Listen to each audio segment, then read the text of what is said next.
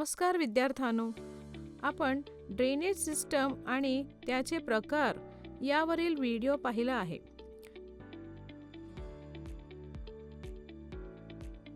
जेव्हा कचरा योग्य ड्रेनेज सिस्टमद्वारे या गटारांमधून जातो आणि शेवटी सांडपाणी प्रक्रिया केंद्रापर्यंत पोहोचतो, तेव्हा काय होते हे या व्हिडिओमध्ये दाखवले आहे.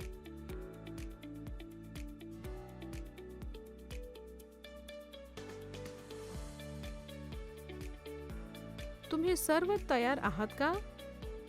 शिकण्याचे उद्दिष्ट. आम्ही खालील विषयांवर लक्ष केंद्रित करणार आहोत. सांडपाणी प्रक्रिया,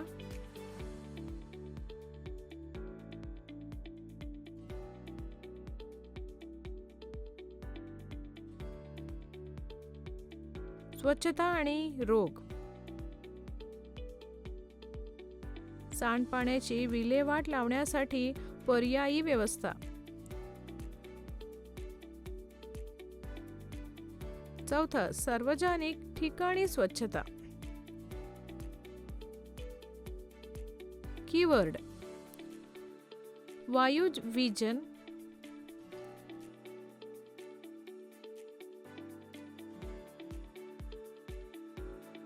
एरोबिक बॅक्टेरिया,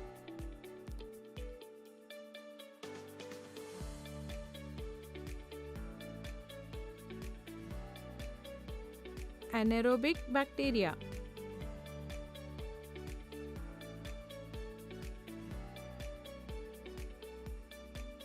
बायोगॅस,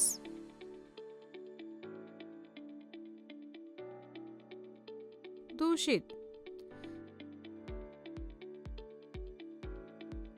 स्वच्छता, सांडपाणी, गाळ, सांडपाणी, संकल्पना नकाशा.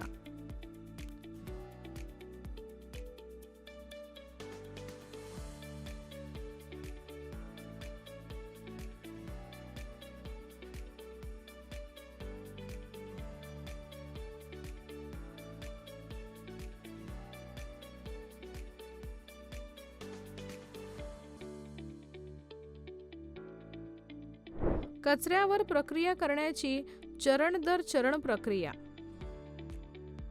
सांडपाणी बार स्क्रीन मधून जाते. चिंध्या, काठ्या, डबे, प्लास्टिकच्या पाकिटे, रुमाल यासारख्या मोठ्या वस्तू काढून टाकल्या जातात. पाणी नंतर काजळी आणि वाळू काढण्याची टाकीमध्ये जाते. वाळू, खडी आणि खडे स्थिर होण्यासाठी येणाऱ्या सांडपाण्याचा वेग कमी केला जातो.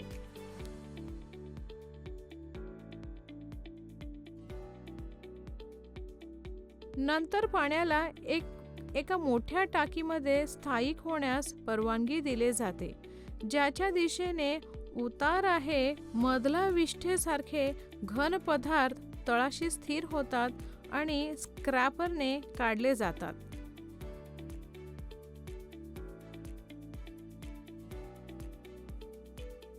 हा गाळ आहे. स्कीमर तेल आणि वंगण यासारखे तरंगता येण्याजोगे घन पदार्थ काढून टाकतो. अशा प्रकारे स्वच्छ केलेल्या पाण्याला स्पष्ट पाणी म्हणतात. गाळ वेगळ्या टाकीमध्ये स्थानांतरित केला जातो, जेथे तो विघटित होतो. एनारोबिक बॅक्टेरियाद्वारे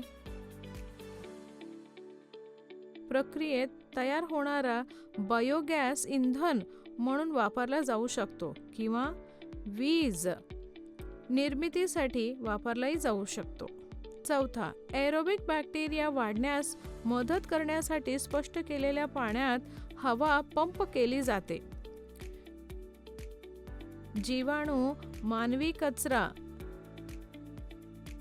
अन्न कचरा, साबण आणि स्पष्ट पाण्यात उरलेल्या इतर अवांछित पदार्थांचा वापर करतात. काही तासानंतर निलंबित सूक्ष्मजीव सक्रिय गाळ म्हणून टाकीच्या तळाशी स्थिर होतात.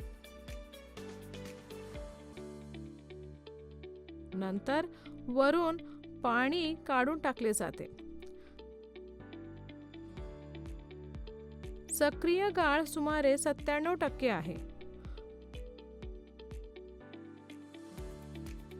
पाणी वाळू कोरडे बेड किंवा मशीनद्वारे पाणी काढले जाते.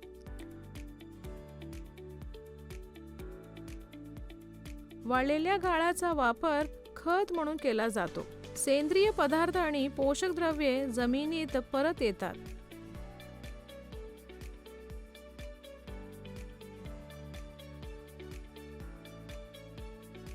प्रक्रिया केलेल्या पाण्यात सेंद्रिय पदार्थ आणि निलंबित पदार्थांची पातळी खूप कमी आहे.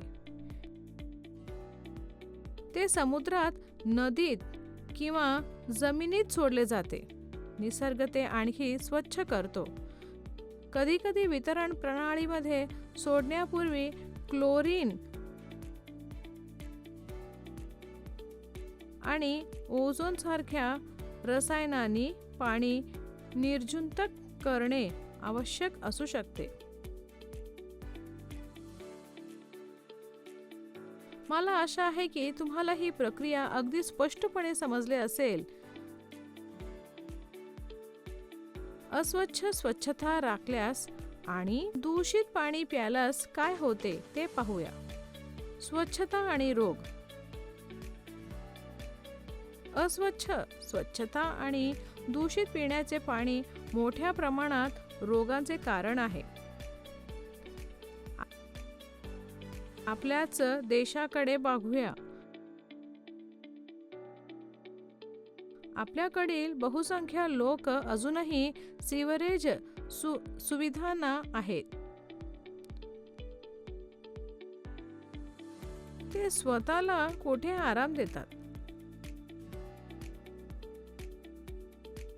आपल्या लोकांचा खूप मोठा भाग उघड्यावर,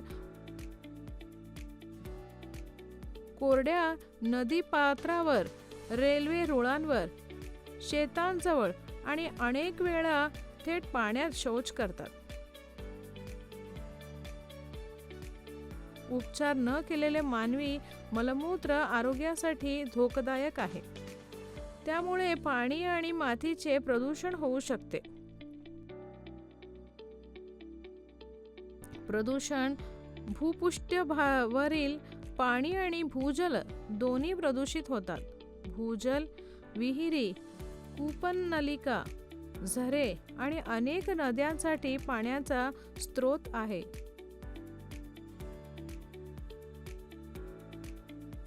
अशा प्रकारे जलजन्य रोगांसाठी हा सर्वात सामान्य मार्ग बनवतो.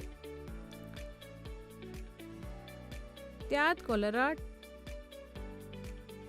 टायफॉइड, पेलिओ, मेंदू ज्वर, हेपॅटायटिस आणि आमांश याचा समावेश होतो. म्हणून आपल्याला काही चांगल्या सवयी लावायला हवेत, जसे की सांडपाण्याची विल्हेवाट लावण्यासाठी पर्यायी व्यवस्था, स्वच्छता सुधारण्यासाठी कमी किमतीचे ऑन-साइट सांडपाण्याची विल्हेवाट लावण्याची व्यवस्था केली जात आहे. प्रोत्साहन दिले. सेप्टिक टाक्या, रासायनिक शौचालये आणि कंपोस्टिंग खड्डे ही उदाहरणे आहेत.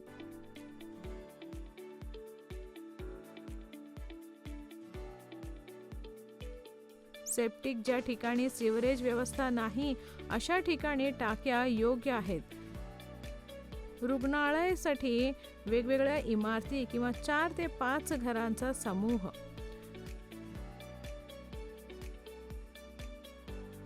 काही संस्था ऑन-साइट मानवी कचरा विल्हेवाट लावण्याचे तंत्रज्ञान देतात. या स्वच्छता गृहांना सफाईची गरज नसते. टॉयलेट सीटमधून मलमूत्र झाकलेल्या नाल्यामधून बायोगॅस प्लांटमध्ये वाहते. तयार होणारा बायोगॅस ऊर्जेचा स्रोत म्हणून वापरला जातो. सार्वजनिक ठिकाणी स्वच्छता. आपल्या देशात वेळोवेळी मेळे आयोजित केले जातात.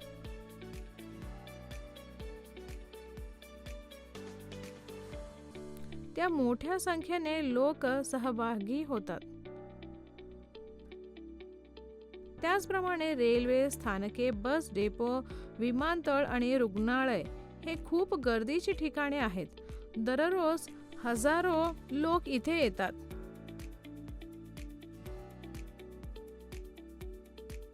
येथे मोठ्या प्रमाणात कचरा निर्माण होतो. त्याची योग्य प्रकारे विल्हेवाट लावली पाहिजे, अन्यथा साथीचे रोग पसरू शकतात. सरकारने स्वच्छतेचे काही मानके निश्चित केली आहे, परंतु दुर्दैवाने त्यांची काटेकोरपणे अंमलबजावणी केली जात नाही. तथापि सार्वजनिक ठिकाणी स्वच्छता राखण्यासाठी आपण सर्वजण योगदान देऊ शकतो. आपण कुठेही कचरा टाकू नये.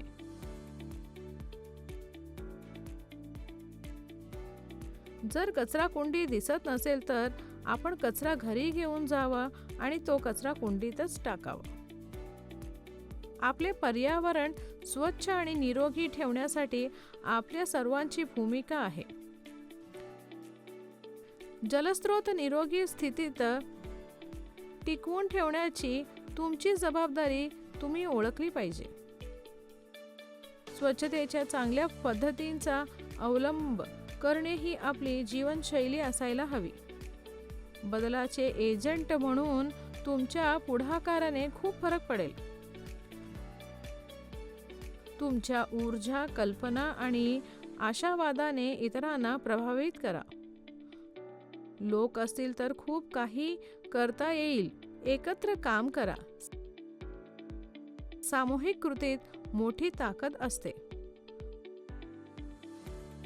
मला आशा आहे की तुम्हाला खूप चांगले समजले असेल. स्वतःकडे पाहणे अनिवार्य आहे आणि तुम्ही तुमचे आरोग्य आणि स्वच्छता कशी राखता काळजी घ्या. सांडपाण्यावर प्रक्रिया कशी केली जाते हे स्पष्टपणे घेण्यासाठी पुढील व्हिडिओ पहा. क्रियाकलाप चुकवू नका. त्यापूर्वी